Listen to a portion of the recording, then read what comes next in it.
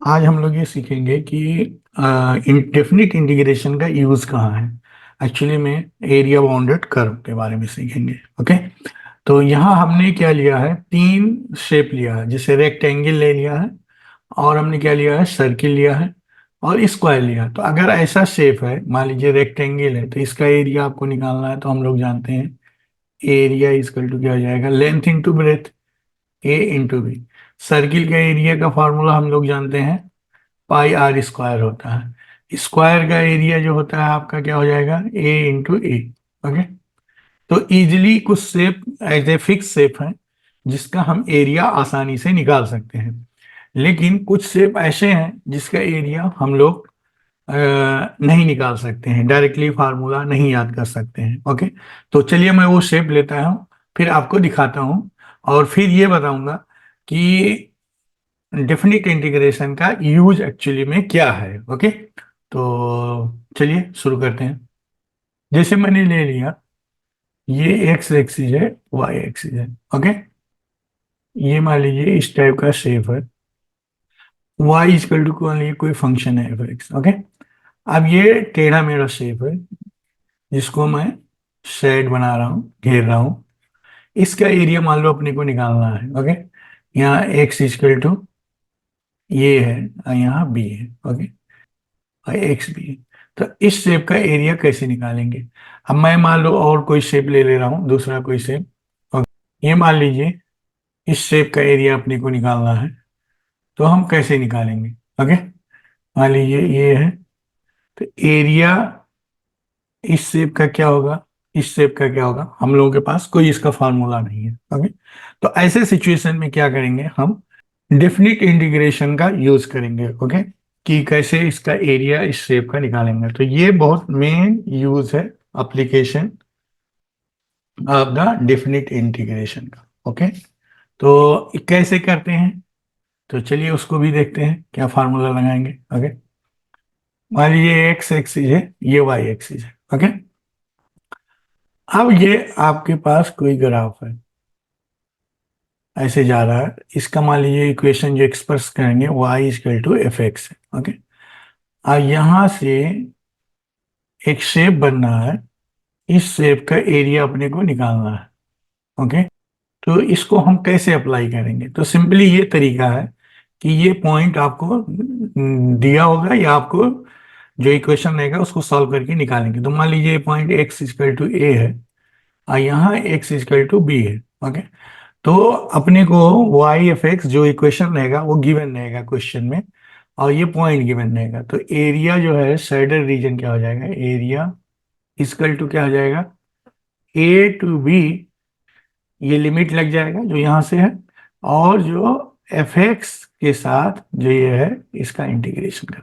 तो जो इंटीग्रेशन करेंगे वो इसकी जो वैल्यू आएगी वो क्या होगा, एरिया हो जाएगा। ओके, अब ये डायग्राम ऐसा भी हो सकता है, दूसरा केस दूसरे साइड भी हो सकता है। अब मान लीजिए ऐसा ग्राफ कोई जा रहा है, ये वाई एक्सिस के होते हैं। ओके, मान लीजिए ये एक्स एक्सिस है अगेन, और ये वाई एक्सिस। अपने को इसका एरिया निकालना, y equal to a point है यहाँ पे, y इजकल टू बी। ये in the term of y function है, तो ये हो जाएगा एफ वाई।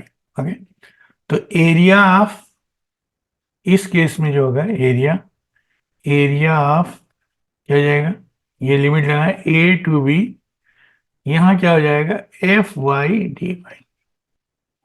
तो ये जो निकल के आएगा इस केस में रहेगा, तो आपको परेशान होने की जरूरत नहीं है कि एक्स एक्सिस के करस्पॉन्डिंग क्या है, वाई एक्सिस क्या है।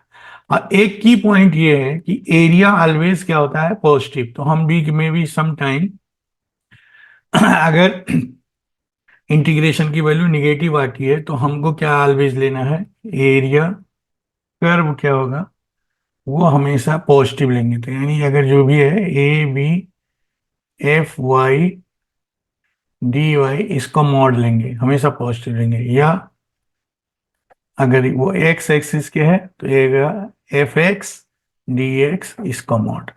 क्योंकि एरिया हमेशा पॉजिटिव होगा, इसलिए हम ये पॉइंट रखेंगे। तो इसको मैं हाईलाइट कर दे रहा हूँ। ठीक है, तो ये हो गया डेफिनिट इंटीग्रेशन के एरिया निकालने का तरीका। ओके, तो चलिए मैं कुछ एग्जांपल लेके आपको क्वेश्चन सॉल्व करता हूँ। इसके लिए आपको क्या पता होना चाहिए, या रिक्वायरमेंट, और you can say the required knowledge for the application. Required knowledge for area bounded by curve. Area, तो पहला नॉलेज ये आपको होना चाहिए, definite integration, to find definite integration निकालना आना चाहिए। दूसरा चीज क्या होना चाहिए आपको, जो भी शेप है, कर्व है, उसका एक रफ डायग्राम आना चाहिए। ड्रॉ, जो भी रफ डायग्राम का मतलब ये है कि आप एग्जैक्टली नहीं, लेकिन एक शेप आपको पता होना चाहिए। तो ये बेसिक चीजें हैं जो आपको पता होनी चाहिए। अगर ये नहीं पता है तो एरिया बाउंडेड कर्व निकालने में आपके लिए दिक्कत होती है। तो आप जब भी सवाल सॉल्व करें तो ये दो पॉइंट को अच्छे से समझ लें, फिर उसके बाद सॉल्व करें। ओके, चलिए मैं एग्जाम्पल लेके आप लोगों को एक समझाता हूँ। अब मैंने एक एग्जाम्पल यहाँ ले लिया है। ओके, तो इसमें देखते हैं क्या लिखा, find the area reason bounded by the curve. तो यहाँ दो कर्व है, वाई, एक लाइन है, एक कर्व है, y equal to x square. तो सबसे पहले हम क्या करेंगे, जब भी ये सवाल सॉल्व करेंगे तो इसका एक रफ डायग्राम खींच लेंगे। ओके, मान लीजिए एक्स एक्सिस है, ये वाई एक्सिस। अब मैं क्या कर रहा हूँ, y equal to x square, ये जो ग्राफ है इसको पहले हम ड्रॉ करेंगे, y equal to x square. तो ये 0 0 से जा रहा है। ओके, तो ये आपको पता होना चाहिए।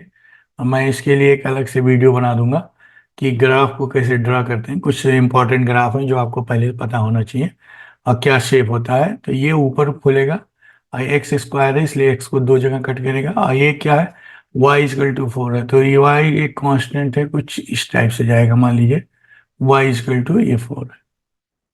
अब अगर ध्यान दीजिए कि इसके बाउंडेड, यानी इसके बीच में जो बाउंड हो रहा जगह, उसका हमको एरिया निकालना है। अगर ये शेप देखेंगे तो ये जो येलो कलर का मैंने शेड किया है, इसका एरिया अपने को चाहिए। एरिया अपने को ये फाइंड करना। ओके, तो अभी हमने क्या बताया कि एक तो हम लोगों ने रफ डायग्राम कर लिया खींचना, और हमको डेफिनेट इंटीग्रेशन करना चाहिए। तो लिमिट अगर यहाँ देखेंगे कि ये दो हिस्से में बट रहा है, एक हिस्सा ये हो गया, दिस इज फर्स्ट पार्ट, और दूसरा हो गया ये सेकंड पार्ट, ये दूसरा हो गया आपका सेकंड पार्ट। ओके, तो ये दोनों, तो ये अगर देखेंगे दोनों साइड में सेम है, तो एक का निकाल के हम डबल कर लेंगे। क्यों? क्योंकि हमने यहाँ जो डायग्राम है ये बराबर सिमेट्रिसिटी है, तो इसलिए दो हिस्सों में बंट जाएगा। तो यहाँ पे लिमिट क्या हो जाएगा, 0, और ये हो जाएगा 4। तो ये y के करस्पॉन्डिंग है। तो इस केस में क्या हो जाएगा, एरिया, यहाँ लिमिट 0 से 4 है। अब ये x एक्सिस के है, तो ये क्या हो जाएगा, यहाँ लिखेंगे जो भी लिखेंगे, एफ वाई डी वाई हो जाएगा। ओके, तो यानी एक्स डी वाई के फॉर्म में होगा, या इसको यहाँ पे हम एक्स लिखते हैं। तो यहाँ पे जो फंक्शन है इन द टर्म ऑफ, इसको ऐसे भी लिखते हैं, 0 या सॉरी 4 है, 0 से 4, ये इसको बोलते हैं एक्स डी वाई। ओके, तो ये हो जाएगा 0 से 4, एक्स क्या हो जाएगा, यहाँ से अगर सॉल्व करेंगे तो ये x equal to under root y. हम सिर्फ पॉजिटिव ले रहे हैं क्योंकि जो फंक्शन की वैल्यू है हमको हमेशा पॉजिटिव लेना है, तो निगेटिव को इग्नोर कर दे रहे हैं। ओके, तो ये जाएगा under root y d y. अब देखिए एक चीज की और, आपको इसको इंटीग्रेशन निकालना आना चाहिए। तो ये बहुत सिंपल सा इंटीग्रेशन है, 0 से 4, वाई का मतलब हो गया आपका वाई के पावर 1/2। ओके, ये इसका क्या हो जाएगा, 1/2। अब ये एरिया बाउंडेड, यहाँ हम देखिए कर्व जो है हमने यहाँ एक मिस कर दिया है, ये 2 टाइम्स होगा, तो यहाँ 2 से मल्टीप्लाई कर देंगे क्योंकि ये एक ही साइड का निकल के आएगा। ओके, तो 0 से 4 ये हो जाएगा y 3/2, ये हो जाएगा 2/3, 0 से 4 लिमिट। ओके, ये हो जाएगा 4/3, इसका लिमिट रख के सॉल्व कर लेंगे तो ये हो जाएगा 8 आ जाएगा, यहाँ 8 माइनस 0, ये हो जाएगा आपका 32/3।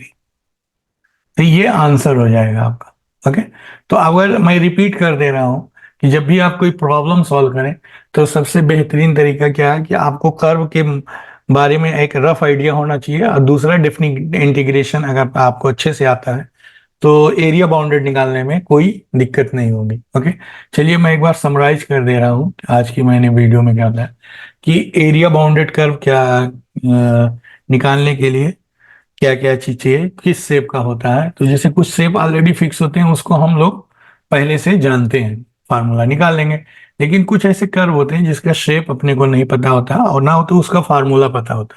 तो उस केस में क्या करेंगे हम, जो भी कर्व है, शेप है, उसका एक्सप्रेशन आना चाहिए, उसका फंक्शन वाई के टर्म में या एक्स के टर्म में पता होना चाहिए। तो हम क्या करेंगे, उसका एक रफ डायग्राम निकालेंगे, फिर पॉइंट ऑफ इंटरसेक्शन निकालेंगे, है, उसके हिसाब से करेंगे। उसके बाद जैसे हमने एग्जांपल ले लिया कि ये ग्राफ या एरिया बाउंडेड एक्स के एक्सिस पे भी हो सकता है, वाई के एक्सिस पे हो सकता है। तो दोनों केस में क्या करना चलेगा, हमको लिमिट निकालना पड़ेगा।